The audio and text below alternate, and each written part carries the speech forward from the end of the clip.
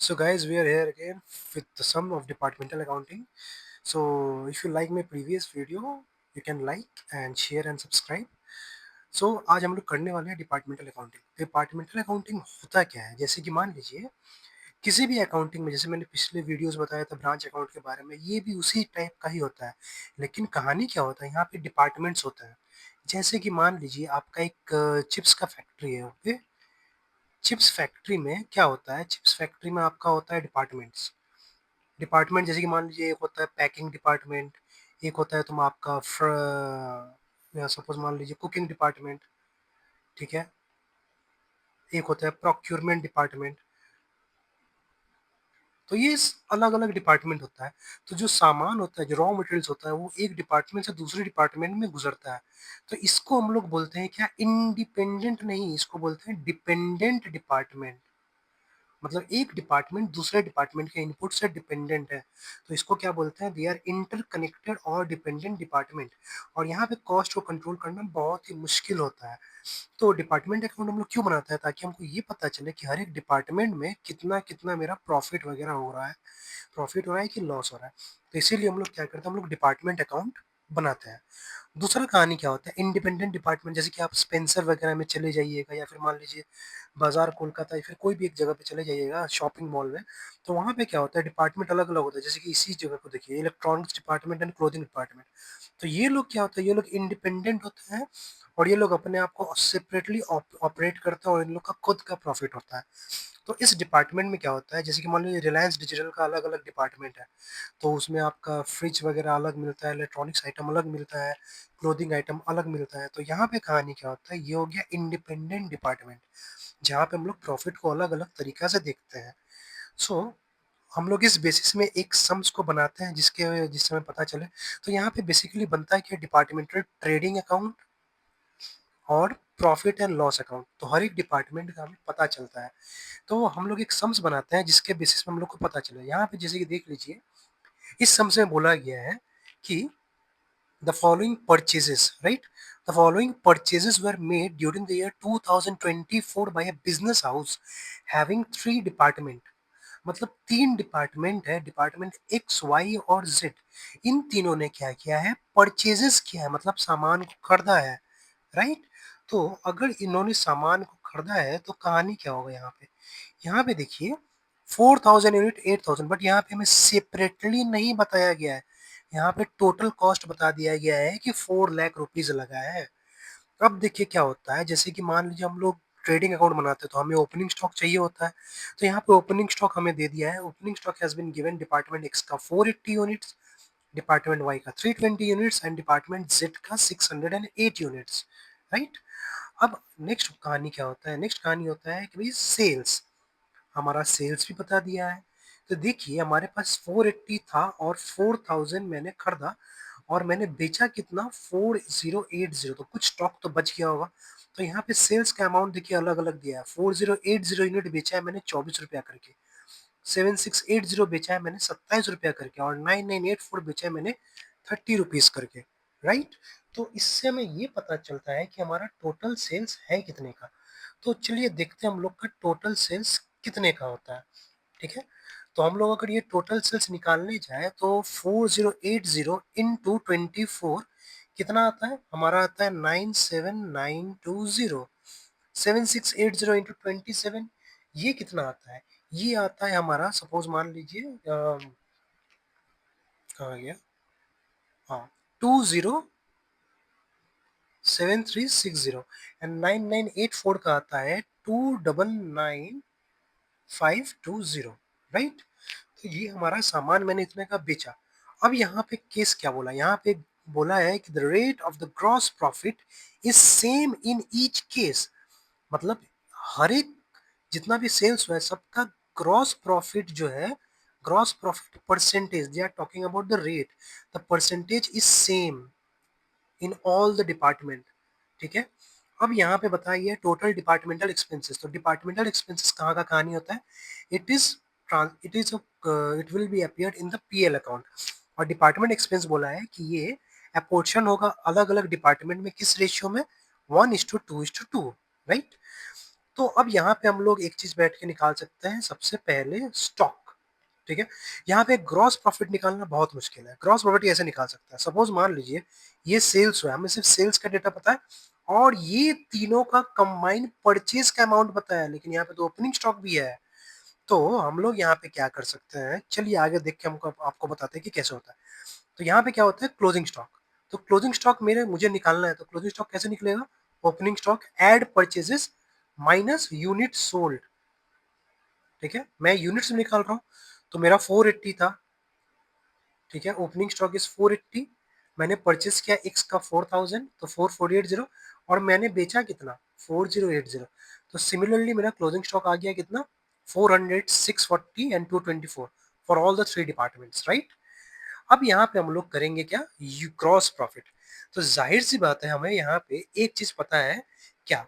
जैसे कि हम लोगों ने सामान बेचा 4080, तो हमको ये पता चल गया कि डिपार्टमेंट एक्स कितना में बेचता है। डिपार्टमेंट एक्स बेचता है आपका 24 रुपीज में, डिपार्टमेंट वाई बेचता है आपका 27 रुपीज में, एंड डिपार्टमेंट जेड बेचता है आपका 30 रुपीज में।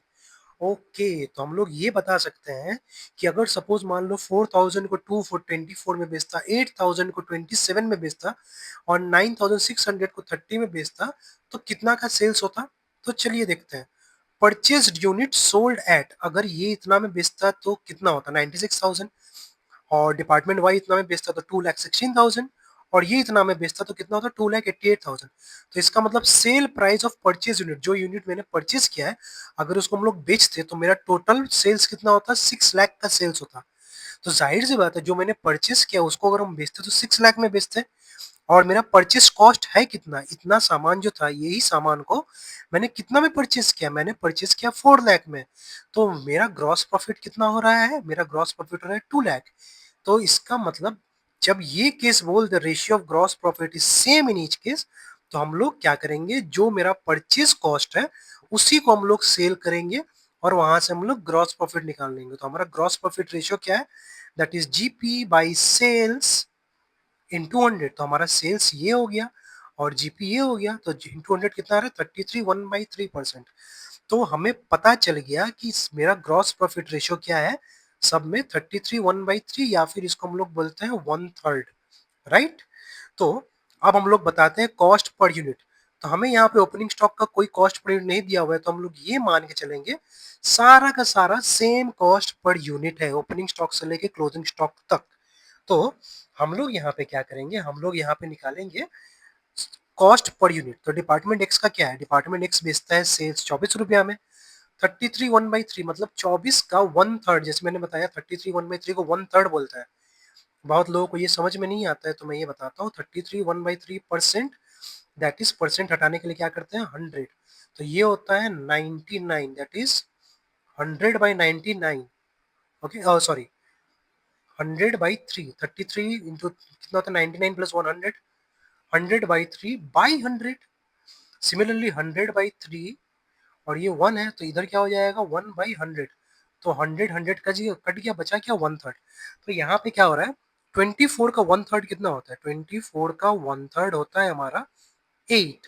तो 24 से मेरा 8 रुपया में माइनस कर दूंगा। 8 क्या है? मेरा ग्रॉस प्रॉफिट ऑफ एक्स। तो 24 रुपया में से 8 रुपया माइनस करेंगे तो मेरा क्या आएगा? 16 रुपया। This is my cost. Similarly 27 से मैं 1/3 हटाऊंगा तो 27 का 1/3 कितना होता है? 39। दैट इज 9 रुपया का मेरा ग्रॉस प्रॉफिट है डिपार्टमेंट वाई का। तो 27 से 9 हटाएंगे तो कितना आएगा? 18 रुपया। सिमिलरली 30 का क्या होगा? 30 इंटू 1/3, दैट इज 10 रुपीज। तो 10 रुपीज अगर हम लोग माइनस करते तो कितना आता है? 20 रुपीज। तो मेरा कॉस्ट सबका आ चुका है। तो अब हम लोग क्या करेंगे? हम लोग अब सीधा बनाएंगे क्या? क्वेश्चन में क्या बोला है, चलो देखते हैं। Prepare departmental trading profit and loss account. तो हमारे पास सारा डेटा मौजूद है। ओपनिंग स्टॉक यहाँ पे, परचेजेस यहाँ पे, और यहाँ पे सोल्ड यूनिट। तो सोल्ड यूनिट जैसे मैंने बताया 97,920, 2360, 2,07,360 एंड 2,90,000, 99,520। तो हमारे पास ओपनिंग स्टॉक कितना है तुम्हारा? ये है 7680, मतलब 480 इंटू 7680, मतलब 480 इंटू 16, दैट इज 7680। सिमिलरली अगर हम लोग बोलते हैं कि हम लोग को ओपनिंग स्टॉक डिपार्टमेंट वाई का बनाना है, तो डिपार्टमेंट वाई का कितना है? ओपनिंग स्टॉक है 320, और इसका कॉस्ट कितना है 320 इंटू 18, तो 320 इंटू 18 कितना होता है, that is 5760। Okay right. Similarly मैंने 8000 का परचेस किया था और मेरा कॉस्ट कितना है 18 रुपया, तो 8000 into 18 that is 1,44,000। Okay.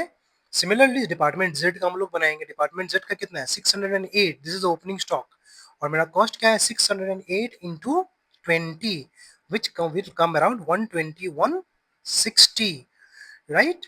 And इसका परचेजेस कितना था डिपार्टमेंट जेड का 9600, तो 9600 into 20 which will come around 11200। Okay. So यहाँ पे मेरा ये बन गया और उसी तरीके से क्लोजिंग स्टॉक का भी सेम कॉस्ट होगा। क्लोजिंग स्टॉक मैंने यहाँ पे निकाला है 400, 640 और 224। इसको भी हम लोग अप्रोक्सीमेटली हम लोग मल्टीप्लाई कर देंगे तो हमारे पास आएगा कितना, हमारे पास आएगा 1 सेकेंड, इट शुड बी 192,000। सो ये 192 हो गया। क्लोजिंग स्टॉक मेरे पास कितना आएगा 11520 एंड 4480 राइट। सो 11520 मतलब कितना होता है 640 इंटू 18, 640 मतलब दिस, एंड 4480 का मतलब होता है 224 इंटू 20 दैट इज 4480। अब उसी तरीके से मेरा सब निकल गया है और ग्रॉस प्रॉफिट क्या आएगा, मेरा बैलेंसिंग फिगर आ जाएगा राइट। तो this is my gross profit और हमारा यहाँ पे टोटल आ गया 104320, ये आया 21880 और ये आया 3,04,000, 3,04,000, 21880, 104320 और ये सी डी बी डी हो जाएगा हमारा। तो सी डी बी डी हो जाएगा तो यहाँ पे डिपार्टमेंटल एक्सपेंसेस के बारे में बोला गया था, डिपार्टमेंटल एक्सपेंसेस 48,000 1:2:2 में, तो हम लोग इसको 1:2:2 में रेशियो में बांट देंगे तो हमारा नेट प्रॉफिट आ जाएगा this. So this is the type of sum that we can do in departmental accounts. Thank you so much.